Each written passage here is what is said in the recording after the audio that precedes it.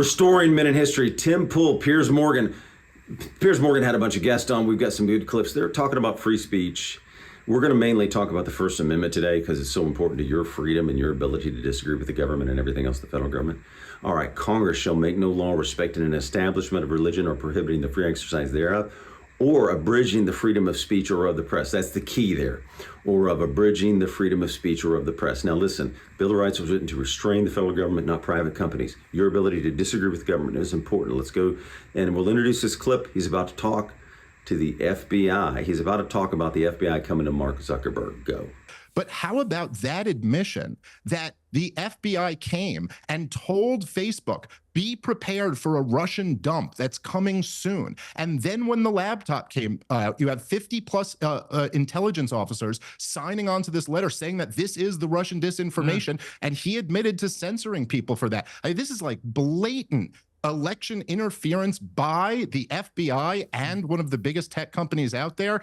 I mean, you know, I would think if you're going to reverse that, it would also come along with like an apology and some admission of what you were a part of. You know, he says he created the site to give people a voice. You robbed your fellow Americans of their voice in a very important, crucial point in American history. So I'm more worried about the federal government apologizing if you read the Terry Dowdy's report in Biden versus Missouri, which we're going to cover at the end.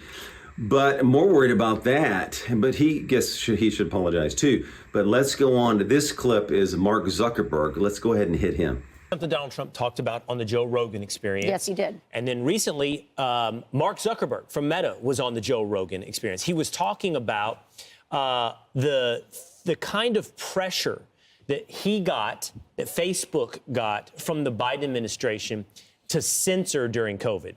Watch.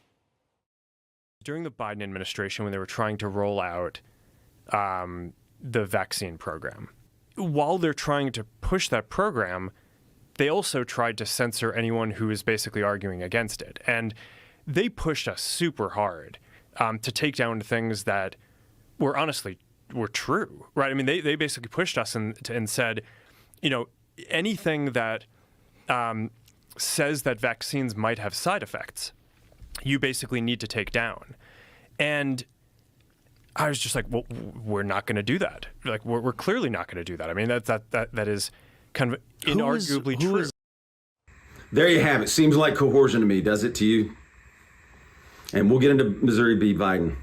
So to be clear, Zuck can choose to take it down, but the FBI and the intelligence agencies, the Ministry of State and the federal government should not coerce anyone to take it down for political reasons or their narrative or to control the narrative or whatever that is.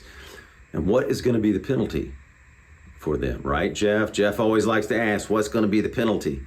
Let's go on to the next clip. Yeah, I mean, look, I was a New York Post columnist at the time that all went down with their exclusive on Hunter Biden's laptop, which turned out to be a completely genuine story, and certainly wasn't Russian disinformation. And the way that all played out was quite extraordinary and pretty terrifying. Okay, another example of federal government with bad actions and bad actors. Let's go on to the next clip. To see that the New York Post... Well, although, guys, come on. Look, tech companies make mistakes the way publishing companies make mistakes. But that wasn't a mistake, Cara, was it? I mean, it wasn't a... Well, no, they let me actually... Hang on. Hang on, my point. They actually banned the New York Post X account completely. Completely. Yes, they did. If they didn't take down their true story. I mean, that is the most blatant attack on free speech I've ever seen. So, New York Post. This seems like a big one, right? Telling the New York Post to take down a story, which was obviously meant to protect the current regime. That's bad actor. That's a bad action. That's awful. And again, who's it restraining? The federal government, so they shouldn't be coercing people and saying, take it down. What did they say? How awful were they? So again, the company can choose to take something down. Let's be clear, choosing to take something down doesn't break the First Amendment. What breaks the First Amendment is the federal government, any administrative agency, telling you, coercing you to take it down. Not just sharing information, tell you to take it down. Let's go to the next clip. It's not free speech. It's not a government institution. Companies do that. Disney didn't put out a movie in China because the Chinese government... It doesn't make it right, though, does it? Of course not, but it's not, you're equating Facebook. You're equating Facebook or Twitter with the government. It is not a public square. No, I'm not. To be very clear, I certainly was not Listen, I was not equating Facebook and the FBI, and I think it is reasonable to point out that a lot of these big tech companies were under duress really since Donald Trump won in 2016. All the heads were hauled in front of Congress and threatened up and down if they didn't get this misinformation problem under control. But is the claim here that those intelligence officers made a mistake and really thought this was Russian disinformation, here's what I'm saying, and is then our realized it government- was Hunter Biden's laptop? Our government should be talking. Go ahead. Correct. The First Amendment does not apply to companies. Again, it was written to restrain the federal government, agencies, Congress, Supreme Court. But you can't coerce people to take stuff down, true stories down. Hunter Biden, you can't tell them you got to take his story down to protect the current regime. Let's go to the next clip. Our government should be talking. Go ahead. Tim, no, let Cara finish her point, then I'll bring you in, Tim. The government should constantly be talking to lots of companies because there are disinformation campaigns from Iran, Russia. You can't pretend that China's not all up in our grill. Again, yes, they can talk to them. Of course, we just said that. They can talk to them, but they can't coerce them.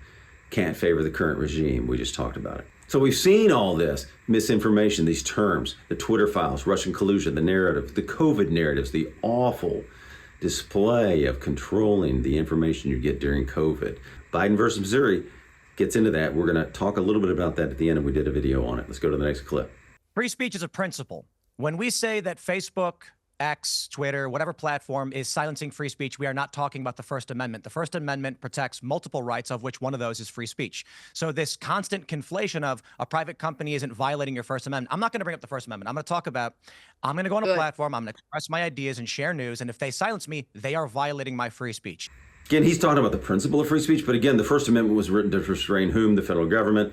A company can publish what they want, and the federal government should not be coercing them to take anything down.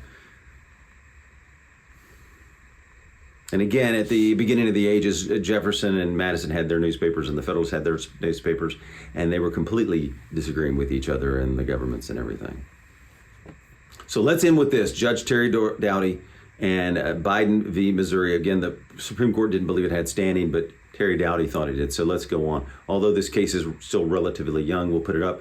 And at this stage, the court is only examining it in terms of plaintiff's likelihood success on the merits. The evidence produced thus far depicts an almost dystopian, pretty strong words here, ladies and gentlemen, an almost dystopian scenario. During the COVID-19 pandemic, a period perhaps best characterized by widespread doubt and uncertainty, the U.S. government seems to have assumed a role similar to an Orwellian ministry of truth. Terry Doughty, cheers for him. You can't go much stronger than that, and we believe, look, you saw it during COVID. I saw my friends censored. You saw a doctor censored. You saw this go down.